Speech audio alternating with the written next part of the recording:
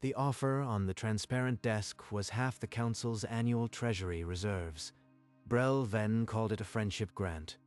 The holographic coins floating in the amber light knew better. Half our annual Treasury reserves, Ambassador Mark, a friendship grant with no strings attached. Mark listened with a patience that felt practiced, his face giving away nothing. All we ask in return is Earth's vote on Intergalactic Resolution 9912, a minor administrative matter, really. A minor matter that requires half a year's treasury.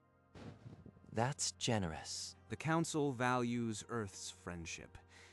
We believe in putting resources behind our convictions. The coins swirled, casting golden light across the desk. The numbers on the grant scroll were enough to build a fleet. And what happens if we vote no? No? Why would you? This grant is unprecedented. No other species has received such an offer. Mark didn't answer. He simply leaned back, allowing a faint smile that said he already knew the price, and something else entirely. I assure you, Ambassador, the Andromedan Concordat is no match for the Council's combined fleets. Your vote would simply solidify our position. Solidify against a Concordat you've been in a Cold War with for decades. This vote would tip the scales. Exactly. And Earth's support would send a powerful message. We are not alone. Mark didn't react to the flattery.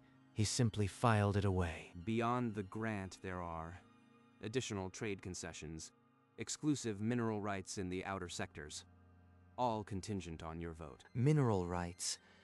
That's generous. How long does the Council expect these reserves to last with such expenditures? The Treasury is robust, Ambassador.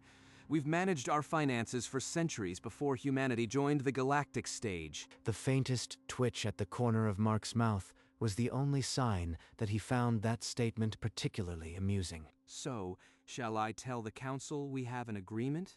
Earth's cooperation would be remembered. I'll take your proposal under advisement. My government will need to review the details. We'll be in touch. Before I can give a final answer, I'll need to consult some records on my shuttle. I won't be long. Naturally. Take all the time you need. Can I offer you a refreshment? I have a particularly fine vintage from the Korriban Moons. Thank you, but no. I'll be back shortly. Mark left the chamber, his footsteps steady. The door sealed with a soft hiss. Such predictable creatures. Wave enough currency, and they leap to accept. He poured himself a drink. The holographic coins swirled lazily above the desk, oblivious. To Earth's cooperation and the finance minister's inevitable assent. Mark walked the gilded corridor unhurriedly, his expression giving nothing away. In his shuttle dock, a dark briefcase waited, its contents already prepared. It held everything Brel Ven didn't know he'd already paid for. The door hissed open and Mark stepped back into the amber light, a dark briefcase hanging from his left hand, as if it weighed nothing. Ah, a briefcase. I didn't realize we needed gift wrapping for your acceptance. Something like that. He set the case on the desk and thumbed the latches open. 2 crisp clicks cut the silence. Inside, a neat stack of documents, each seal discreet but unmistakable under the golden dust. What's all this, then? Did your government send a written thank you note? You could call it that. A summary of our position. He selected the top document and slid it across the transparent surface. An official seal caught the light. Brel Ven's condescending smile finally faltered as he leaned forward to read. The amber coins seemed to slow mid-air, waiting. The paper was heavy in Brel Ven's long fingers as he lifted it, the seal of the Council Treasury Authority, unmistakable. This is a Council Treasury share certificate, dated 30 years ago. Is this some kind of joke? No joke. Proof of ownership. Humanity has held a majority stake since before you were born. Brel Ven's laugh was short and hollow, but the ridges on his scalp tightened. A controlling stake? That's impossible. Our audits would have flagged any such accumulation. Your auditors missed 30 years of slow accumulation. We own 51.3% of your treasury. The holographic ledger on the desk flickered, as if the numbers themselves were unsettled. Prove it. Show me the chain. This paper means nothing by itself. Mark laid a second sheet beside it, a meticulous trail of shell acquisitions leading back decades. The air in the chamber had changed the bribe. Brelven had offered with such confidence was money that already belonged to the species. Sitting across from him, Mark's fingers traced the paper trail without hurry. A holding company on Proxima, a trust on Deneb, a mineral rights front in the outer sectors, each a silent shareholder. 14 separate entities, none ever holding more than 5%. Your auditors saw petty investments, never the whole. You accumulated this over 3 decades, patiently, silently, while we believed our treasury was sovereign. His long fingers trembled over the spread of documents, the earlier bravado collapsing into something small. How? How did your species plan this without a single leak? Our intelligence networks should have. We invested like a species who planned to still be here in a century. Quietly. Through intermediaries who never knew the endgame. The desk was now covered with certificates, each one a brick in a wall that had encircled the council treasury for decades without a single alarm. The first tranche was purchased by a small firm on Mars. A seed, planted long before your tenure began. The bribe I offered, it was always your money. I was trying to buy your loyalty with your own treasury. The silence that followed was not an absence of sound, but a presence of consequence. 51.3%. A controlling share. That's not an investment. That's a takeover without a single shot fired. The holographic ledger above the desk began a slow transformation, the emerald bars of the treasury cascading into a deepening crimson. Brel Ven's long fingers dug into the desk's edge, the knuckles white as the ice blue of his skin drained to something even colder. Your own treasury system is confirming it. Every share certificate has an embedded quantum key tied to the central registry. The bribe I offered, it was the equivalent of paying you with your own dividends. You didn't need our grant to be rich. The chamber's lighting shifted from its warm amber to a deep mercantile red, the floating coins now like drops of blood in the air. The humans didn't just own my treasury. They owned the moment I tried to buy them. Every move I made was already on their balance sheet. The desk was a sea of paper now, the certificates glowing faintly in the red, as if they had always been the only real thing in the room. We never touched a single dividend. Never cast a vote. We just waited. Brel Ven's mouth opened, but the words had left him. The finance minister of the Galactic Council had finally learned the price of underestimating patience. I need to see the live registry. If there's a single error in your certificates, this meeting is over. The interface is open. Query it yourself. With trembling fingers, Brel Ven accessed the central treasury console. The chamber's light bled fully red, the ledger resolved to solid crimson. The Earth emblem pulsing at the top, 51.3%, confirmed. Brel Ven's reflection stared back from the glass, a pale ghost in the red tide. No error, no escape. They own us, and we never knew. He sagged back into his chair, 3 decades of ignorance pressing down. Now, you see why. We didn't need your grant. The money wasn't yours to give. What happens now? You hold the leash. Do you destroy us? The question hung in the red air, unanswered. Mark waited. Destroy the council. That would destabilize the sector. We invested to prevent collapse, not cause it. A hedge. All this time, a controlling stake was just. Insurance? The red light caught the faintest hint of satisfaction on Mark's face, a man watching a long calculation resolve. When we first bought in, the council was teetering. A little anchor capital, spread thin across the galaxy. 3 decades ago, a single office on Mars began the chain, a quiet bet on order. If you never intended to use them, why reveal this now? You could have stayed silent forever. Because the galaxy is changing, Minister. Silence has a shelf life. Brel Ven felt the cold truth settle. Humanity had been the silent partner in every budget, every war bond, every decade of growth. You were never our enemies. You were our shadow bankers. Mark said nothing. The ledger continued its slow red pulse, like a heartbeat in the dark. This isn't a hedge. It's a hostile takeover. You've been leeching off our treasury for 30 years, waiting for the right moment to strike. Call it what you like. It doesn't change the balance sheet. The polite mask of Mark's smile finally slipped, revealing something steely underneath. But before you draft your narrative, Minister, you should know one more detail. The overhead lights dimmed, as if the room itself leaned in to listen. What more could there be? They already own the chair I am sitting in. You've assumed we're predators. That's the easy conclusion.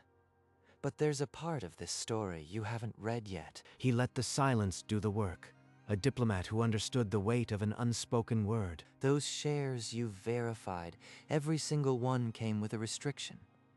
One Earth has never broken. Brel Ven felt a cold dread creep up his neck.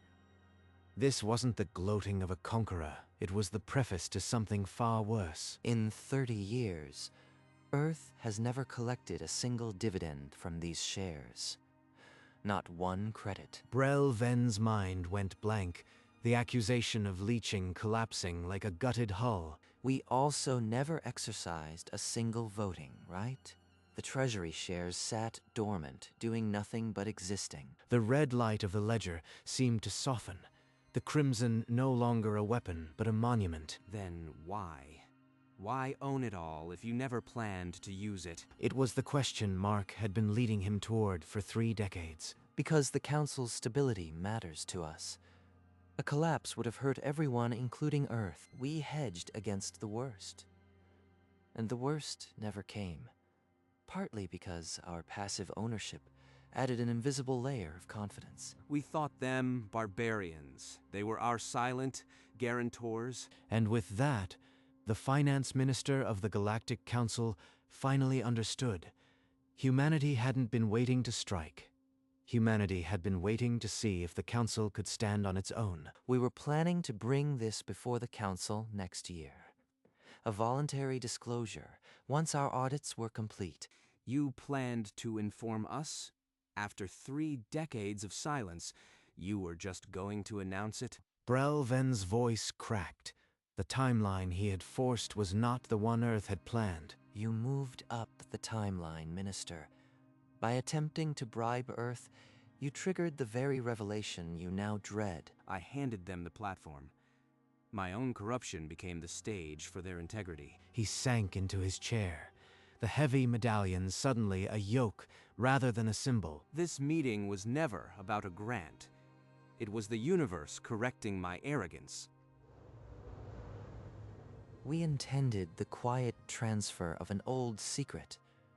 You chose to turn it into a public spectacle. The chamber filled with a silence that was no longer red. It was the color of ashes. The finance minister buried his face in his hands. The bribe had become the confession. If you release this, I'll spin it as a human plot. Decades of secret infiltration. Who will the galaxy believe? Go ahead. Every message, every recording of this meeting backs our version. You offered a bribe. We brought receipts. Brel Ven's open palm struck the transparent desk. The holographic coins shuddered, but the sound was hollow. Mark calmly adjusted his cuff, as if the outburst had been a mild breeze. The ridges on his scalp twitched. His next threat died unspoken, the bluster draining into the air. The silence stretched, thick as the coin dust hanging in the air. Neither man moved. A fraction of a smile returned to Mark's lips, the expression of a man who could wait forever. So what do you want? You hold all the cards. What victory condition hasn't been met? There is a way out of this, Minister, but it requires something you've never been good at. The red ledger pulsed once, as if marking time. Brel Ven's career. Maybe his life hinged on the next words. Earth will sell back the entire 51.3% stake at fair market value, no premium. One condition only. What condition? A formal public apology from the Council. Not from you, Minister, from the entire body, for attempting to bribe a sovereign world. You demand that the Council humiliates itself. That's impossible. Our credibility would never recover. Your credibility is already a spent shell. The apology would be the first honest thing the Council has said in decades. I won't do it. I'll resign before I sign off on a galactic apology that brands me a bribed peddler. The coin symbols scattered like frightened fish, then reformed. Their dance now chaotic. Your resignation would be the smallest part of this. The Council will overrule you, Minister. They will choose survival over your pride. He's right. The moment this leaves this room, the Council will sacrifice me to save the Treasury. Brel Ven said nothing. The refusal hung in the air, but it was already a dead letter, waiting for the Council to read it. Mark tapped his datapad with a casual flick, the screen casting a cold blue glow against the red of the room. What was that? Who did you just message? A summary of our meeting, sent to my superiors on Earth and to the Council leadership. You involved the aides and the faction leaders without my sanction? Enough people to make your refusal a footnote, Minister. The Council will have a decision before you finish your next drink. Two faces, side by side, Brel Ven's panicked ridges, Mark's serene confidence. The balance of power had never been so visibly lopsided. Brel Ven's datapad chimed, a sharp priority tone that cut through the thick air. He stared at it as if it were a venomous creature, its screen blinking with the Council's emergency seal. That would be the summons. They'll want to discuss your resignation or your removal. My advice: salvage what dignity you can. Brel Ven's hand hovered over the device. The choice was no longer his to make. The summons was terse. Minister Brel Ven, report to the full Council immediately. Your presence is required without delay. The blood drained from Brel Ven's face, his ice-blue skin turning a ghostly pale. His ridges tightened in shock. He stood so abruptly his chair screeched across the floor, the sound tearing through the silence. He glared at Mark, a final impotent fury. But no words came. The human merely raised an eyebrow. Then Brel Ven turned and strode out, the heavy doors closing behind him with a deep thud. Mark waited a beat, then reached for the crystal carafe on the desk. His movements were unhurried. He poured a glass of water and took a slow sip, savoring the quiet. The chamber was now his. The red ledger pulsed softly, a patient heartbeat. Mark settled back in his chair, the faintest smile returning.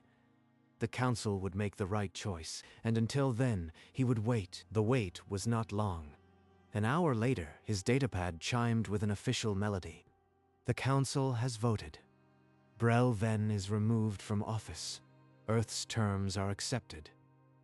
The public apology will be issued within the hour. Mark allowed himself a small, genuine smile, the first one that reached his eyes all day. He typed a single word in response. Accepted. The deed was done. Brel Ven was history, and Earth had secured a victory that cost no lives. He leaned back in the chair, the tension of the meeting finally draining from his shoulders. 30 years. All the quiet investments, the patience, the restraint, and it had ended not with a bang, but with a single word. The red glow of the ledger softened, the crimson bars slowly shifting back to a warm amber. Mark finished his water and waited for the public announcement. The best part was yet to come. Within the hour, the settlement processed. 30 years of unpaid dividends streamed into an Earth escrow, an astronomical sum. Mark accessed the terminal and initiated a single transfer, the entire amount to a newly created Council Citizen Welfare Fund. His accompanying statement was brief. Humanity does not profit from coercion. We invest in stability. News outlets across Council space seized the story. The bribe, the ownership, the donation flooded every feed. On a dozen worlds, citizens paused to read the bulletin. Surprise turned to disbelief, then to something warmer. A small crowd gathered in the Capitol Plaza, murmuring, pointing at the numbers on the public data feed. The holographic graph of Earth's approval began to climb, not by propaganda, but by deed. Earth's emblem, once neutral, now carried the weight of a promise kept. Mark scrolled the reactions on his datapad, the corners of his eyes crinkling with quiet satisfaction. The best part would not be the money. It would be the look on the galaxy's face. Across the galaxy, a wave of reaction bloomed. Citizens who had grown wary of humans stared at their feeds in disbelief, then slowly began to cheer. A family of 3 watched the broadcast together in their modest home. The mother pressed her hand to her chest and smiled. An alien child held a plush Earth toy, waving it at the public screen with a delighted chirp, as if the small planet itself was a hero. The news crawl read, "Council apologizes. Earth donates 30 years of dividends to Welfare Fund." It looped in 15 languages. The approval graph climbed, a steady rise visible on every world, defying every pessimistic projection. The hashtag number humanity honor trended across 17 systems, a phrase that would have been unthinkable a day earlier. Not bad for a species that still uses duct tape on space stations. He scrolled through the reactions, a small smile cracking the diplomat's mask. This was the real victory. A reputation forged not in fear, but in fairness. The final approval numbers were still compiling, but Mark knew the galaxy had already decided. The official poll closed. Across Council space, every public screen simultaneously displayed the final number, 91% approval. The graph ended its ascent, the line leveling at a peak no analyst had dared predict. A soft chime came from Mark's datapad. The confirmation message was simple: 91.2% final. Galactic sample complete. He read it quietly, then let out a single breath, the kind that carries a decade of tension and a lifetime of vindication. In the end, the Council didn't bribe humanity. They just reminded the galaxy what humanity was. Mark reached down and closed his briefcase for the last time in this story. The latches clicked with a sound of finality. His expression was not one of triumph over an enemy, but of a quiet, steady pride. The Earth emblem that had once been a neutral symbol now stood for something else. A promise honored over 3 decades, in secret, without asking for recognition. From orbit, the world looked as it always had, blue and quiet. But tonight, it shone a little brighter, and behind the ambassador, as if the galaxy itself was paying its respects, a golden 91 shimmered in the holographic dust.